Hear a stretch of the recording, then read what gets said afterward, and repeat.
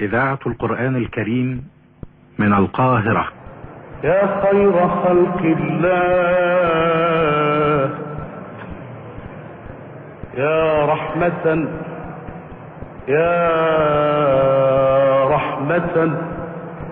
للعالمين، أرسلك الله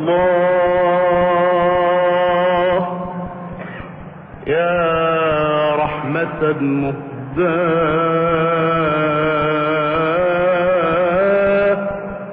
يا نعمة مسداة. قبس من نور النبوة، برنامج يقدمه دكتور فوزي خليل. اللهم أمدنا بمدد رسولك العظيم، وأفض علينا من بركاته يا أكرم الأكرمين يا رب. بسم الله الرحمن الرحيم. أيها الإخوة المؤمنون، السلام عليكم ورحمة الله وبركاته.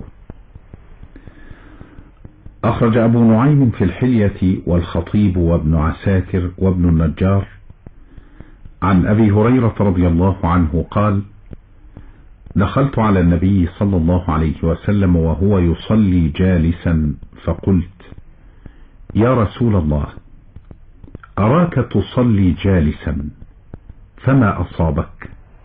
قال: الجوع يا أبا هريرة. فبكيت، فقال: لا تبكي يا أبا هريرة، فإن شدة الحساب يوم القيامة لا تصيب الجائع إذا احتسب في دار الدنيا.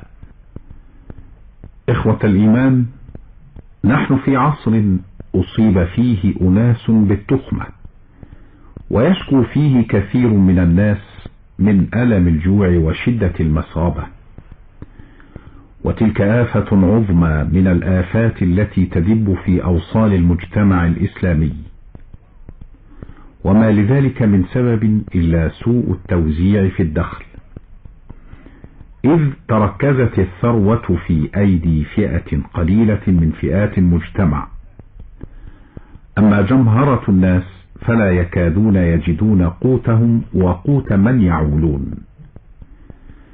والإسلام دين الوسطية والاعتدال، إذ يدعو أتباعه إلى ألا يكون هناك شبع مفرط ولا جوع مهلك، فكلاهما يخرج عن حد الاعتدال. ولذلك راح علماؤنا الأماجد يجدون في ذكر فضائل الجوع وذم الشبع. وحين نطلع على ما كتبه الإمام أبو حامد الغزالي في كتابه الإحياء، نزداد يقينا بعظمة ديننا الإسلامي الحنيف. وإذا أردنا أن نرتقي من درجة الإيمان إلى درجة العلم، مصداقا لقوله تعالى: يرفع الله الذين آمنوا منكم والذين أوتوا العلم درجات، بات واجبا علينا أن نركز بحرص شديد على ما كتبه الإمام الغزالي من فوائد الجوع، إذ يقول ما ملخصه: في الجوع 10 فوائد. الفائدة الأولى: صفاء القلب وإيقاظ القريحة وإنفاذ البصيرة، فإن الشبع يورث البلادة ويعمي القلب. الفائدة الثانية: رقة القلب وصفاؤه الذي به يتهيأ إدراك لذة المثابرة والتأثر بالذكر. الفائدة الثالثة: الانكسار والذل وزوال البطر والفرح والأشر، الذي هو مبدأ الطغيان والغفلة عن الله تعالى. وقد قال صلى الله عليه وسلم حين عرضت عليه مفاتيح خزائن الدنيا: لا، بل أجوع يوما وأشبع يوما، فإذا جعت صبرت وتضرعت، وإذا شبعت شكرت. الفائدة الرابعة: ألا ينسى بلاء الله وعذابه، ولا ينسى أهل البلاء، فإن الشبعان ينسى الجائع، والعبد الفطن لا يشاهد بلاء من غيره إلا ويتذكر بلاء الآخرة. ولذلك قيل ليوسف عليه السلام: لم تجوع وفي يديك خزائن الأرض؟ فقال: أخاف أن أشبع فأنسى الجائع. الفائدة الخامسة، وهي من أكبر الفوائد: كسر شهوات المعاصي كلها، والاستيلاء على النفس الأمارة بالسوء. الفائدة السادسة: دفع النوم ودوام السهر، فالنوم منبع الآفات، والشبع مجلبة له، والجوع مقطعة له. الفائدة السابعة: تيسير المواظبة على العبادة، وقد أشار أبو سليمان الداراني إلى 6 آفات من الشبع، فقال: من شبع دخل عليه 6 آفات: فقد حلاوة المناجاة، وتعذر حفظ الحكمة، وحرمان الشفقة على الخلق، لأنه إذا شبع ظن أن الخلق كلهم شباع، وثقل العبادة، وزيادة الشهوات. وإن سائر المؤمنين يدورون حول المساجد، أما الشباع فيدورون حول أماكن أخرى لا يعلم بحالها إلا الله. الفائدة الثامنة: الجائع يستفيد من قلة الأكل صحة البدن ودفع الأمراض. وقد قال أحد الأطباء الحاذقين: الدواء الذي لا داء معه عندي أن تأكل الطعام حتى تشتهيه، وأن ترفع يدك عنه وأنت تشتهيه. الفائدة التاسعة: خفة المؤونة. وقد قال سهل رحمه الله: الأكول مذموم في 3 أحوال: إن كان من أهل العبادة فيكسل، وإن كان مكتسبا فلا يسلم من الآفات، وإن كان ممن يدخل عليه شيء فلا ينصف الله تعالى من نفسه.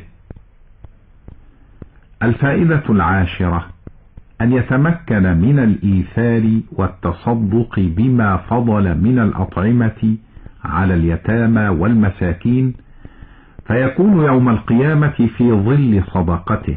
وقد قال صلى الله عليه وسلم وهو يتحدث عن 7 الذين يظلهم الله في ظله يوم لا ظل إلا ظله: ورجل تصدق أخفى حتى لا تعلم شماله ما تنفق يمينه.